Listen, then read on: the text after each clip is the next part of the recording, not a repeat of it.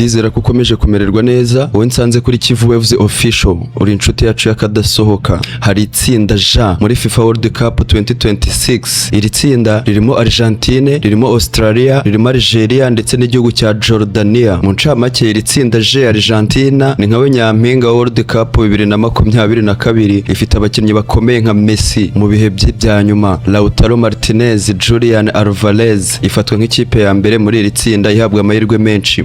Australia yagarutse mu gikombe cy'isi nyuma y'imyaka myinshi, ifite abakinnyi bakina mu makipe akomeye i Burayi. Cyakora ifatwa nk'ikipe ishobora nayo guhatanira nk'umwanya wa kabiri. Uko bakurikirana mu guhabwa amahirwe ya Algeria ni imwe mu makipe akomeye hano muri Afurika, iyobowe n'abakinnyi nka Riyad Mahrez, ndetse ishobora gutungurana ariko ifite urugamba rutoroshye mu iri tsinda. Igihugu cya Jordan ni ikipe ikina World Cup ku nshuro yayo ya mbere uno mwaka nibwo iraba yitabiriye. Ifite ikipe igizwe ahanini n'abakinnyi bakina imbere mu gihugu, ifatwa nk'iyo guhura n'akazi gakomeye muri rino tsinda, niyo wakita underdog. Mpereye kuri Argentine nkubwira ibigwi by'aya makipe. Argentine ni kimwe mu bihugu bikomeye cyane mu mateka ya FIFA World Cup, gifite ibikombe byinshi, abakinnyi b'ibihangange n'amateka y'ibihe by'icyubahiro. Argentine yatwaye FIFA World Cup inshuro 3 mu mwaka w'1978, bagitwaye batsinze Netherlands ku mukino wa nyuma. Mu mwaka w'1986 Diego Maradona ayoboye ikipe mu buryo budasanzwe batwaye igikombe. Mu mwaka wa 2022 muri Qatar batsinze Ubufaransa kuri penalty nyuma yo kunganya ibitego 3 ku bindi. Ibi bituma Argentine bimwe mu makipe anafite ibikombe byinshi hamwe na Brazil, Germany na Italy. Icyo nakubwira nuko Argentine yageze ku mukino wa nyuma inshuro 6. Mu mwaka w'1930 batsinzwe na Uruguay. Mu mwaka w'1978 batsinda Netherlands. Mu mwaka w'1986 batsinze Germany y'uburengerazuba. Mu mwaka w'1990 batsinzwe na Germany nanone y'uburengerazuba yaraje irabishyura. Mu gikombe cy'isi cya 2014 batsinzwe na Germany, ndetse 2022 batsinze Ubufaransa. Urumva ko bafitanye amateka akomeye n'Ubudage cyangwa se Germany. Ibigwi rero n'abakinnyi n'amateka yabo, Argentine yagaragaje ibihanganye byinshi barimo Diego Maradona. Mu mwaka w'1986 yayoboye ikipe wenyine hafi gutwara igikombe. Lionel Messi muri 2022 teni watwaye World Cup nyuma y'imyaka myinshi. Hari uwo bita Mario Kempes, ni inyenyeri mu 1978. Hakaza n'ikindi gihanganye cyitwa Angel Di Maria, umukinnyi w'ingenzi muri 2022. Abakinnyi rero Argentine igiye kumanukana muri World Cup y'uyu mwaka, mu bazamu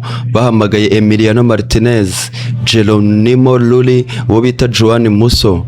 Mu bwugarizi hari uwo bita Cristian Romero, Nicolas Otamendi, Lisandro Martinez, Nahuel Molina, Gonzalo Montiel, Nicolas Tagliafico, hari uwo bita Marcos Senesi na Leonardo Balerdi. Mu bakinnyi bo hagati midfielders hamagaye Rodrigo de Paul, Enzo Fernandez, Alexis Mac Allister, Alejandro Pedrez, Giovanni Lo Celso, Thiago Almada n'uwo bita Ezequiel Palacio. Mu bazataha izamu rero, kapiteni w'ibihe byose Lionel Messi kizigenza, Lautaro Martinez, Julian Alvarez, Nicolas Gonzalez, Angel Correa, Giuliano Simeone, Nico Paz n'uwo bita Jose Manuel Lopez. Aba bazaba bafite inshingano yo kujya gukomanga ku izamu rya mukeba adversaire. Ku ikipe y'igihugu ya Australia muri FIFA World Cup, Australia bakunda kwita Socceros, si ikipe yatwaye igikombe cy'isi ariko ifite amateka akomeye nayo yo gutsinda imbogamizi zimwe na zimwe kugera mu byiciro byisumbuye no gutungura amakipe akomeye. Rero Australia yitabiriye World Cup bwa mbere mu mwaka w'1974,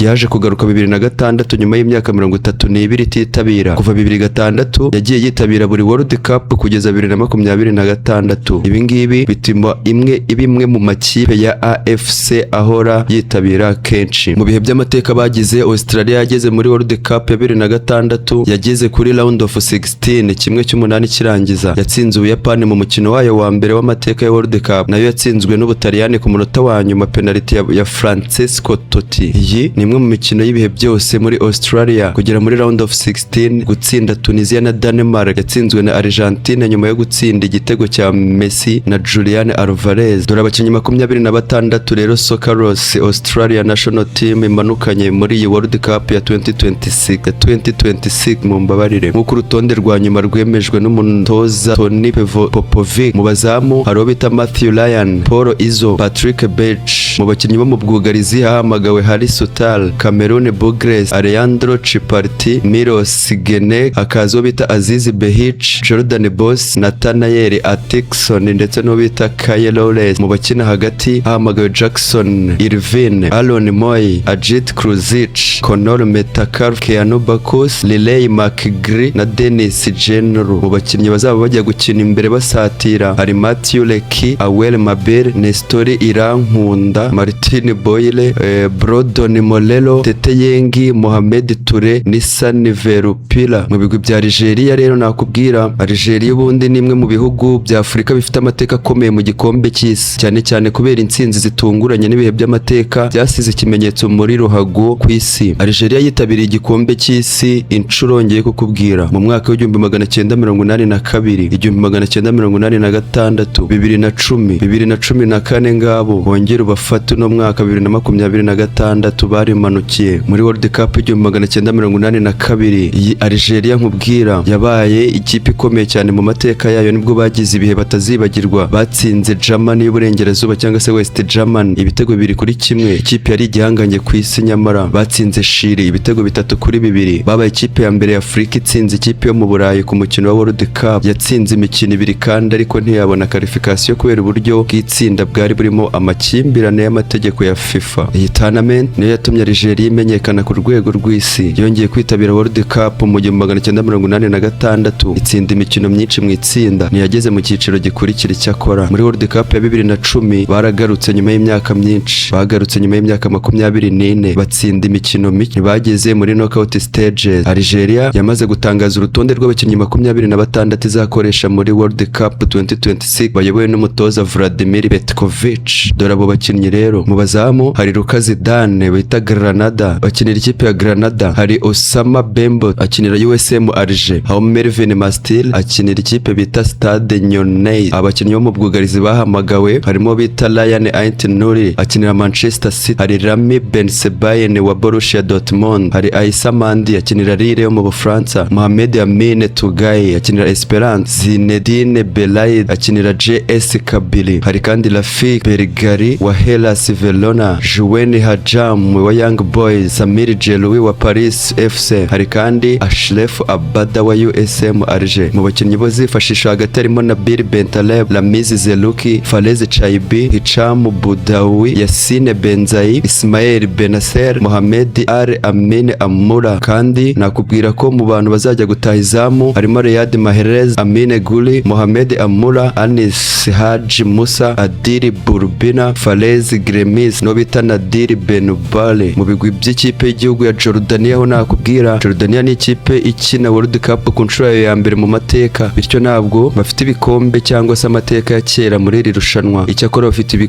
ibigwi bikomeye byo kwiyubaka no gukora amateka mashya. Kwitabira World Cup ku nshuro yabo ya mbere uyu mwaka 2026 ni World Cup ya mbere y'igihugu cya Jordan. Babaye igihugu cya mbere cya Arab League cyahise gikora qualification hakiri kare mu itsinda rya Aziya. Ibi byayigize ikipe y'amateka cyangwa se debutant muri rino rushanwa. Rero urugendo rugana ku mateka, Jordan yageze muri World Cup nyuma y'imyaka myinshi yo kurwana ngo ko yazahagera. Yari yaragerageza inshuro nyinshi kuva 1986, yageze hafi cyane muri 2013 mu playoffs yo kujya muri World Cup ariko iratsindwa. Yongeye kwiyubaka nyuma y'imyaka aho ije no kubigeraho uno mwaka wa 2026. Ibigwi rero byavuba by'ingenzi ku rwego rw'isi, nubwo itarizwi cyane, Jordan yatangiye kugaragaza imbaraga. Yageze ku mukino wa nyuma wa AFC Asian Cup 2023-2024, yatsinze amakipe akomeye muri Aziya mu mikino ya knockout. Yerekanye uburyo bwo gukina bwihuta, icyo bita counter attack style. Mu bakinnyi rero Jordan igiye kubimanukana muri uno mwaka ngo irebe ko bayifasha gukora amateka yayo ya mbere. Mu bazamu barabanje bakora kubo bita Yazid Abu Laila, Abdallah Al Fakuli, bakora kuri Nur Bani Atea. Bateye akamo mu bwugarizi wo bita Yazane Alab, Mohamed Abu Hashesh, Abdallah Nasib, Mohamed Abu Nadi, Ehsat Haddad, Saed Al Rozan, Mohamed Abu Taha, Hussam Abu Dahab, Anas Badawi, Salim Abel Obad. Abo nabo biyambaje bazabafasha mu bwugarizi. Mu bakina hagati bakoze kuri Nur Al Lawadeh, Nizar Al Rashdad, Ibrahim Sadeh, Rajet Ayed, Amer Jamus, Mohamed Al Daoud. Mu bakinnyi bazaba bajya kwataka izamu hari uwo bita Musa Al Tamah unafatwa nk'inyenyeri ya Jordania igihugu cye, Al Orwan, Mahmoud Al Mardi, Ibrahim Sabra, Al Azayet, Mohamed Abu Zulaiki, kandi iri tsinda rizaba rifite inshingano zo kujya gukomanga ku izamu rya mukeba kwa adversaire barebe ko bikinguka bandika amateka. Ngayo nguko itsinda J rigizwe na Argentine, Australia, Algeria na Jordania. Iyi ni KW'ITSINDA official. Uyu ni Beato Emmanuel Niyomugabo. Amahoro y'Imana.